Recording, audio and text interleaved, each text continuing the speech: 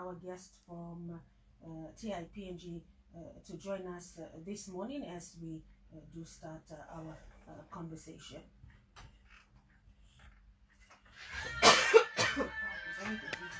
Maybe water. Yeah, it's really good. Oh, there's water in Yeah, here. but extra one. Yeah. This is NBC Radio, Real PNG. I'm trying to talk and I can't. NBC Real PNG is proud I was making fun, but now it's the like. official broadcaster It depends on the carpet. Yeah, sure. Mm, I'm carpet gonna is dance really like old. you feel it going NBC on. experienced team of reporters, panelists, broadcasters, and Aircon not working in here. country. Yes. Regional in most rural communities, keeping the population of PNG informed and updated on the preparations, polling, elections, counting, results, lobbying, and the ultimate formation of the new government of PNG to vote for a healthy nation. We'll just Your choice. discuss it Protect our together. democracy. NBC Real PNG. 25 minutes past 9 o'clock here on Dubai. Now, Transparency International Papua New Guinea, in partnership with the National Broadcasting Corporation, is hosting a series of 8 radio panel discussions on various topics to inform voters prior to the 2022 national general elections. Now, these discussions are also being shared on TIPNG's Facebook page, and today's broadcast is the 7th episode in the series with the topic of Keep Your Leaders Accountable. This discussion will examine the way our government collects money, allocates it for development, and how elected officials need to be held accountable by the public. And you can also be part of our discussions if you'd like to raise a concern by calling into 325-3339 and 323-9840. We're joined in the studio by the following guests who will speak on these various aspects of the topic, Keep Your Leaders Accountable. And we are joined this morning by Mrs. Wallis Yakam, Executive Officer, Consultative Implementation and Monitoring Council, or CIMC, and Ms. Arian Kasman, Chief Executive Officer at Transparency International, PNG. And so I'll say a big good morning, ladies. Thank you so much for joining us on our Building Elections Integrity Through Partnership Program number 7 for this week. Good morning, Josephine, and good morning to our listeners as well. Good morning, Josephine. Good morning to Papua New Guinea listeners. All right, it's good to have you on board today, Holy Thursday, as we have moved our program forward for this week due to the long weekend, but all good. And getting into our discussion this morning, we are talking around keeping our leaders accountable. The National General Elections 2022 just around the corner. In the next week or so, we will see the issue of REITs, and so timely discussions that we are having in the lead up to the elections for this year, 2022. I will now, leave it to you ladies here. If we could, firstly, maybe let's talk about, like the definition of what it means to be keeping our leaders accountable as we get into this discussion. Yeah, thanks for that, Josephine. I think when we talk about keeping our leaders accountable, these leaders that represent our views, these leaders that we vote in, have a responsibility to report back to citizens, to the people who voted them in and put them in those positions, to report back, to let people know what it is that they've done or what they're doing, how they're spending money in particular. And so this discussion that we're here to talk about today is really focused on government spending, how the government collects its money, what it spends it on, and reporting back on that to citizens, because they are responsible for doing that. For PNG, in the national general elections, we vote for the best candidate to represent our views in Parliament. They represent, as we've been discussing over the last few weeks, the views of, or making sure that the well-being of the people is taken care of. The provision of goods and services is also catered for right across the country. And as such, a government must have access to resources to enable them to make these decisions about, what money can be spent to ensure that people receive their goods and services. I think for us, for this panel especially, as we lead into the 2022 national general elections, it's important for our people to understand that we need people that represent our views, people that are elected to office, to remember that they have a responsibility first to the voters and to the people of Papua New Guinea to report on how they used money, what they used it for, and how they're going to, what lessons they've learned and how they're going to use it moving forward. As we approach the voting period or polling period, we have to make an assessment based on how these decisions were made, how accountable our MPs were in these last few years, and look at the type of candidates that are coming through in their other roles that they've played in their respective roles that they've played in society. Have they been accountable as well for their decisions and their actions and the money that's being spent as well? I know that CIMC have gone out to different provinces and have held forums, development forums, to get the views of the people. And I know that there's a lot of frustration that's built over a lack of accountability. So it's really important that we make sure that we're always keeping our leaders accountable for their actions. Irene Castman with TIPNG this morning. Also joining her for the discussion is Mrs. Wali Siakam, Executive Officer with CIMC. Mrs. Siakam, very good morning to you. And as you join in our conversation this morning, it would be nice to know a bit about your role with the CIMC as the Executive Officer. Thank you, Josephine. Thank you, listeners. Good morning, everybody. Well, like Ariane has mentioned, CIMC is sort of Consultative Implementation and Monitoring Council. Is a body that provides national broad-based consultative dialogue platform. That particular entity or this CIMC provides the opportunity for the public to engage or to communicate or to discuss issues that are affecting them at whatever level they are, in terms of development or service delivery, with the government and private sector as well too. So in a way, CIMC brings all of those concerned stakeholders together for them to develop, discuss issues that affect them in terms of development, and then provide strategies or positive strategies going forward to addressing those issues. So CIMC has been in existence since 1998, and this is like how many years now? 27 in 1998, 2008. Yeah. So so what it does in terms of fulfilling its mandate is that it runs annual 4 regional development forums. That is summed up by 1 national development forum every year. So in those forums, people from the different districts and provinces are brought together for them to discuss what's affecting them at their level. So this is like bringing private sector, civil society, churches, leaders like in the communities, as well as government in the provinces, as well as the national departments and agencies.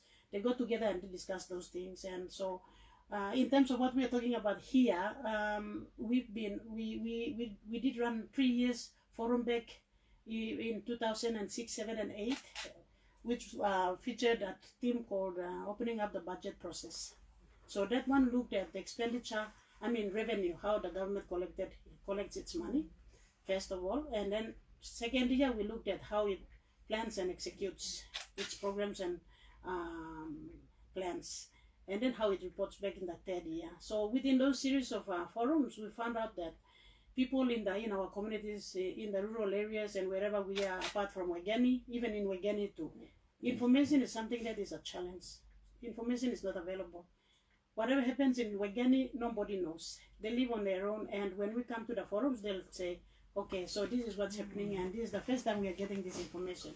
So when you're talking about holding your leaders accountable, how can they hold the leaders accountable if there is no information available at that level, at the district or local level, government level, for them to hold them accountable? So it has been like in the last 40 years, we are going from, we're going west of, like we are going backward. So we're not even improving.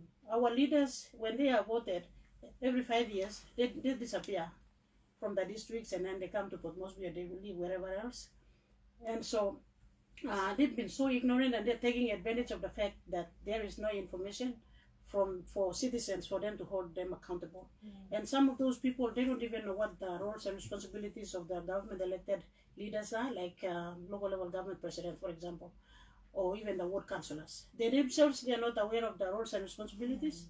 And for them, if they are not aware of those things, then how can they perform? So they are carrying the name, just the name like ward councillor or LLG president, but they don't. Most of them don't know their roles and responsibilities. And our citizens, the mass or the population, if the elected leaders, for example, ward councillors and local level government presidents and even the MPs, if they're not aware of those, and then how do we expect them to be aware of their role to making sure that their leaders are accountable. So that's a challenge that we have now at the moment. So in terms of holding people accountable, our members, our elected leaders will keep on doing the same if people are not empowered by information for them to be held accountable. And you heard it, if you are not empowered by, the proper information, how are we supposed to be holding our leaders accountable? That's our topic, our discussion this morning, keeping our leaders accountable.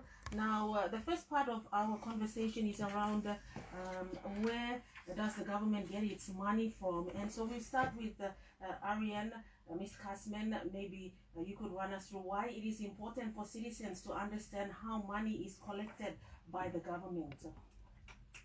Yeah, I think we all know that a lot of the money that's collected for government revenue comes from taxes.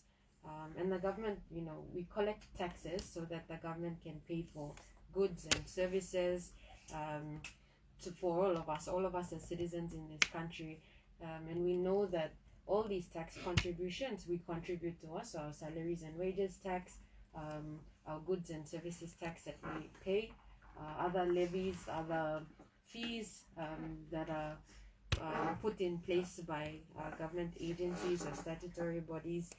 So there's different types of taxes that are used or collected to fund the government budget. The reason why it's important for people to know or understand how money is collected is because at the end of the day, it's really your money. You put when you voted, you put someone in this position. They became your elected representative. They became your voice in parliament. They make decisions on your behalf. And so they have a responsibility to ensure that they are telling you where they are getting the money from, where the source of income is from. At the end of the day, as we always say, our taxes is what funds a majority of the budget. And so it's important for us as Papua New Guineans to make sure that we understand how money is collected, where it's coming from. Of course, there are a number of ways, as I mentioned, that the government is able to secure this.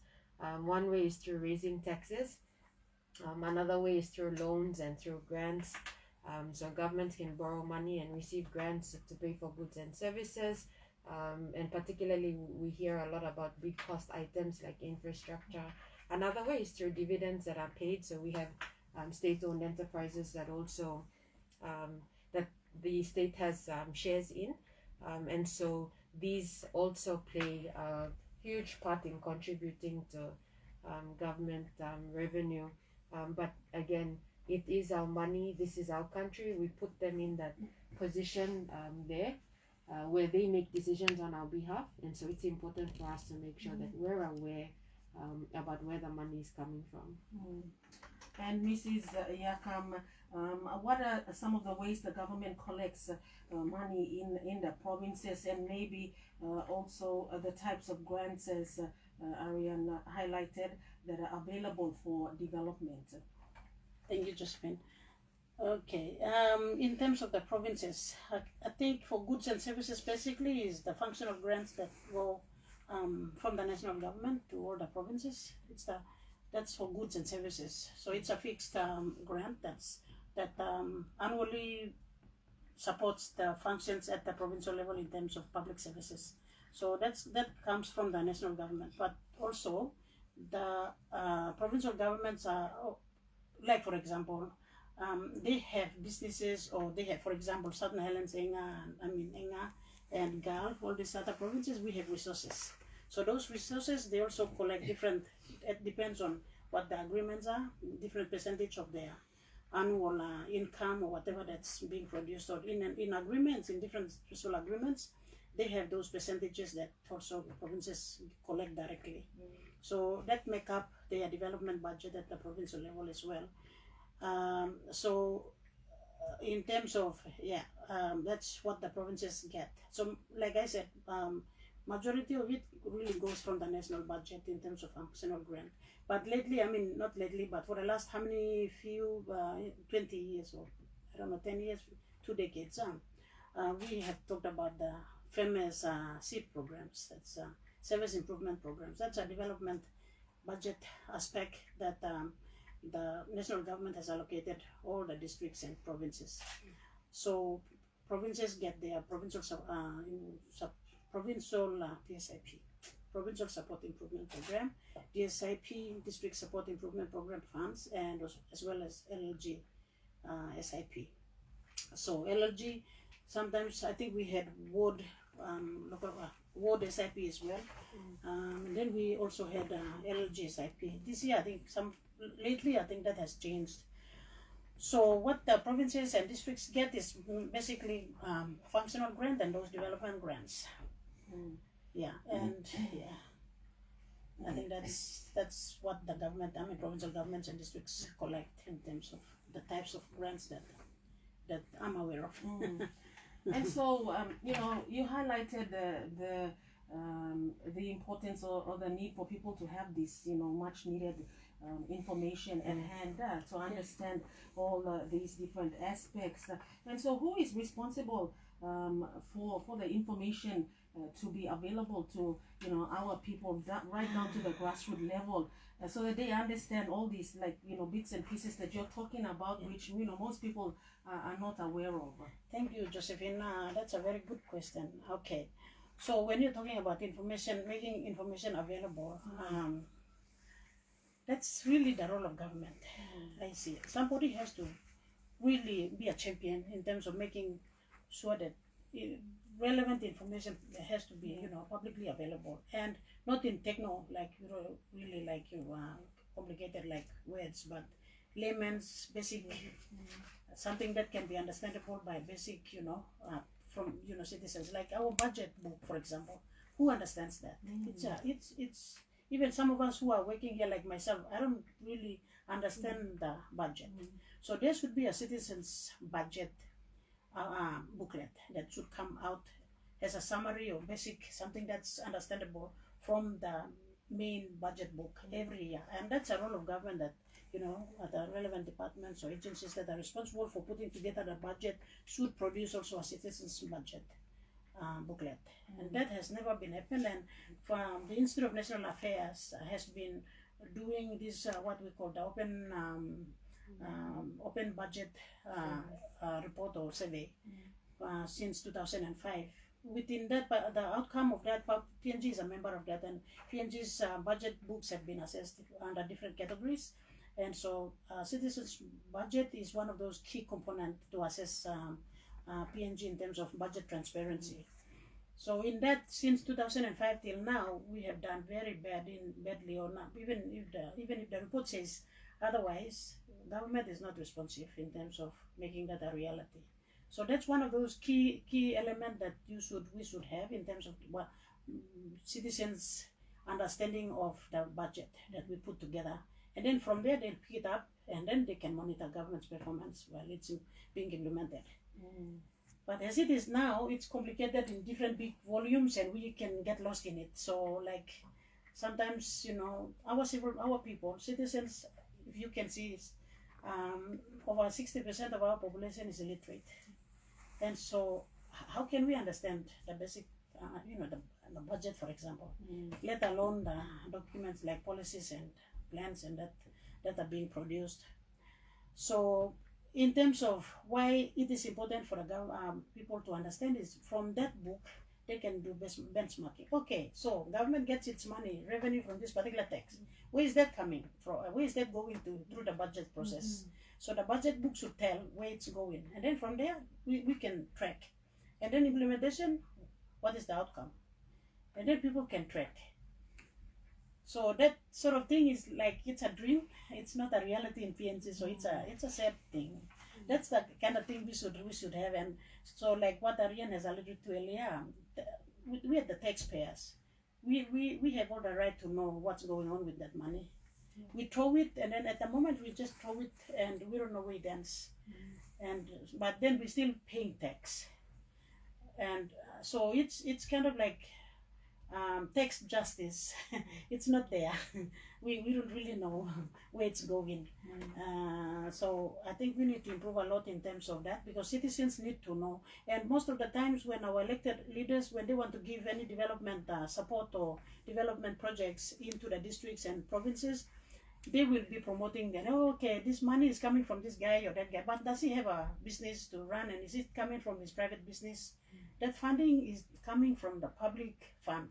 It's not coming from a particular member. But we've been so much talking about this MP has donated this particular 15-seater bus for this project or this particular community. But that's not the case. It's not his money.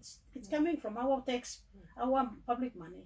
So that particular scenario, we have to change that narrative as well too, so that our people can understand the difference between the leader there and where the money is coming from. So that has been mixed around, like confused the public service delivery system and the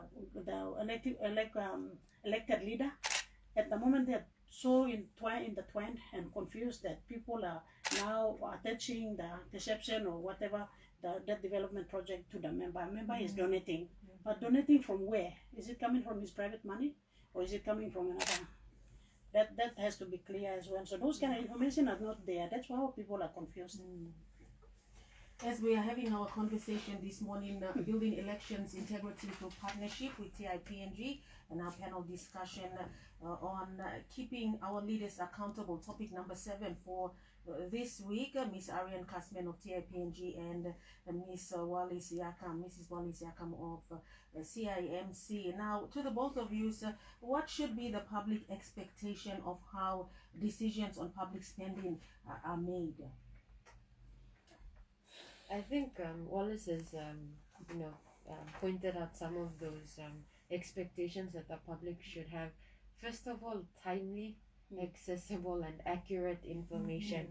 If we are to really demand accountability or promote accountability, we need the timely provision of information. We need the information to be accurate and accessible. And Wallace alluded to this. Accessibility is our biggest challenge because we are largely a population that are illiterate, and so we need to make sure that when we talk about accessibility, it's not just access to the budget documents.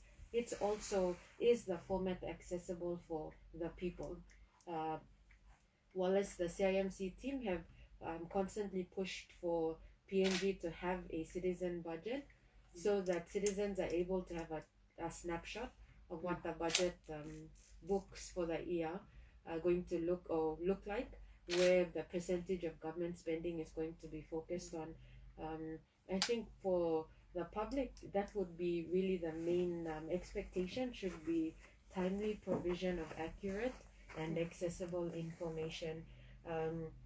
We have a section in Section 51 of the Constitution provides for access to information, and we are working together with government to look at drafting of a freedom of information legislation or access to information legislation, because there is a need for it. There is a need for people to have access to government information. As we've been saying throughout this discussion, it's our money, it's our country, and we have a right to know. And if we need a legislation to make that happen, then we have to do that. Subsequent to all of that, we'll be setting up a data portal for citizens to be able to access. So we shouldn't be sending citizens around the place to look for information. There should be a central point that people can go to, whether it be online, offline, but it should be very clear where you go and get information from. If you require information on a particular area, say it be government spending or new projects that are coming up, there's a particular initiative that CIMC run, that TIPNG from time to time invites CIMC to do in communities that we're working in, and that's what we call the budget tracking initiative. As a citizen of this country, I feel that that's important. The public should also be aware of the budget, how to track expenditure, and Wallace can speak more to that particular initiative that CIMC have. I think that's another key component, is ensuring that we are informing and educating, empowering citizens really to be able to track the budget, understand the budget, and question, demand accountability for that.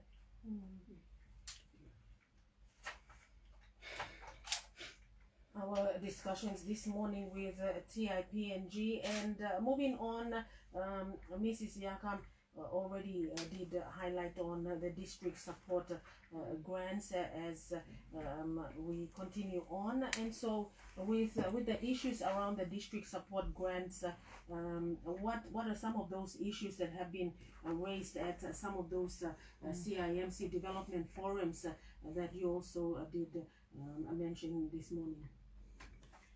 Thank you, Josephine. Okay, the issues, so the Papua New Guinea knows about this, the DSIP and all of that, because it's coming from, so it's been widely communicated and all of that. But in terms of what's actually happening at the district level where it matters, it's a different story to all the different districts. Some, they have been, all this time, they've been taking advantage of that particular opportunity, and they elected leaders with their leadership and a good district administration. They are implementing good projects. So some of those role model projects, if you can see, is like in Bongo, for example. It's been much talked about, and whatever that's happening there is really, as long as you have a good leader, an elected leader, and a good administration with a good district CEO, then all these things can happen, because every year the budget has been 10 million kina to each of the districts, and then provincial support grants were like 10 million to per district, and LLGs sometimes they got 500,000, sometimes not, that sort of thing. So a lot of money went in from how many years of this happy program, and it's still running. So one of the issue surrounding that is in the budget books, it will say, okay, this money is like allocated. So when you see the total, it's like mind-boggling. That sort of lot of money, it's going to the different districts, and where's the outcome? We can't really see anything from the eyes. Or sometimes it's happening, but not to the expectation that with that kind of money. And so when you look at that, the conversation and the debate is, have we really received that amount of money in a year? So each of the districts, did they really get the 10 million or not? And as we've been saying, according to the budget books, it's appropriated because it's an appropriation. Government make it as a law, they endorse it in parliament, and it's a law. So legally, the government is accountable to fund whatever is in the budget books. But in reality, in PNG, it depends on the cash flow. So whether those districts and provinces really receive those money, and sometimes, as you know, politics also comes into play. So different contributing factors affects the total amount of money that goes into the districts in terms of district support improvement program funds or the provincial support improvement program funds. So whatever it is, some can even if they are getting 1 million kina from the 10 million or 5 million from the 10 million, if they want to provide services, they're providing the leadership and they're doing it. But you can witness in different districts. Some you don't know. And coming back to information is key, because the law requires that we have a district board, and then the chairman of the board is the MP. So they decide on what happens every year, and they should have a district development, 5-year district development plan. According to that plan, they should have priorities set tied to the budget in terms of the DSIP or whatever revenue they are collecting from the district. And that particular 5-year development plan plus their priorities should be pinned in a public wall somewhere for citizens of the district to know. And then from there, we'll say, okay, that particular is a priority. Did you receive the money? Why are we not seeing it? So the public is supposed to question. And I'm pretty sure everybody will now agree with me that that sort of transparency doesn't happen at the district level. So information of minutes of the board, the agreements or the decisions that are made by the board of the districts, those are yet to be seen. I haven't heard from my wide, visits and things in the districts and regions. I haven't had any particular district making available information like that, because that's really key for the citizens to understand where the money is going, what's happening, that sort of thing. Even if they are doing it genuinely, that report comes back to the Department of Implementation and Rural Development. They do report. They do provide acquittals, and you were asking another question: who is responsible for making sure the information is coming back or making available? But for the district support program, acquittals and annual reports are required to be sent back by every district in terms of their implementation of the SIP programs to Department of Implementation and Rural Development. Based on that, then they will assess and say, okay, you are yet to do this, you haven't done it, so we will give you less or more depending on your performance. But whether that happens and whether it's that particular acquittal reports are important and relevant or accurate is something that's yet to be seen as well too. At about 5 minutes to 10 o'clock it is, and so in terms of ordinary citizens holding their local MPs accountable for development in their respective communities, Ms. Kasman, what is accountability and why is it important that citizens do hold their local MPs accountable, especially now leading up to the general elections 2022? Yeah, accountability in its simplest terms is really about saying what you're about, doing what you say you'll do.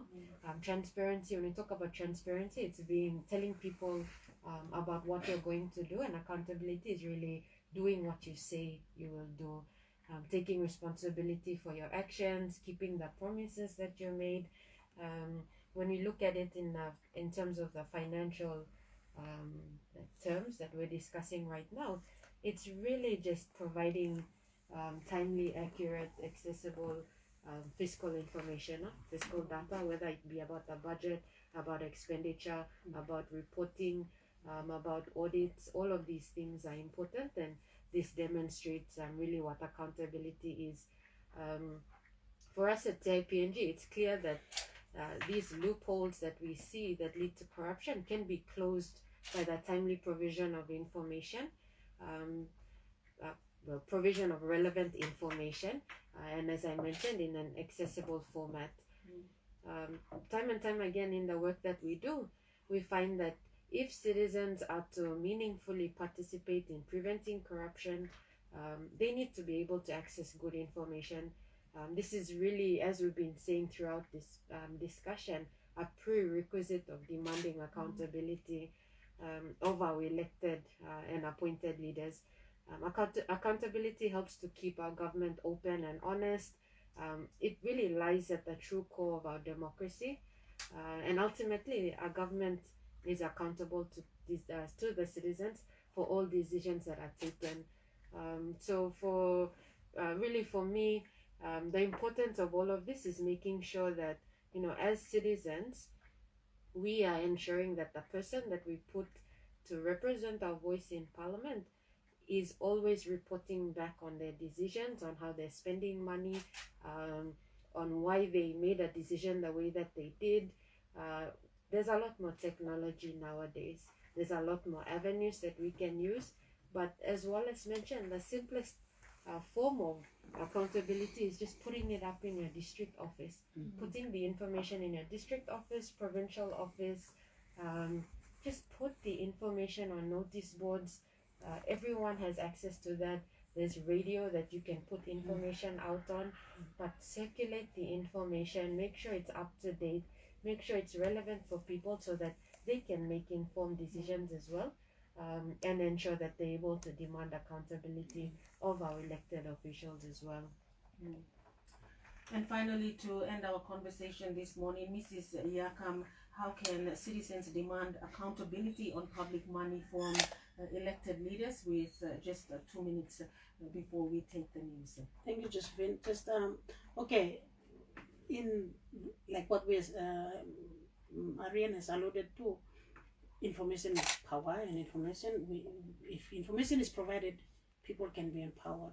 So she also mentioned about what a program that CIMC runs, the district expenditure tracking training program. We developed that as a result of earlier on when I was mentioning those 3 years of budget, opening up the budget team. We found out that the key element that was missing in every other province or every region is information gap between Wageni and citizens wherever they are. So that particular initiative was created with the hope that we will provide the information to wherever it is, and then people can be empowered.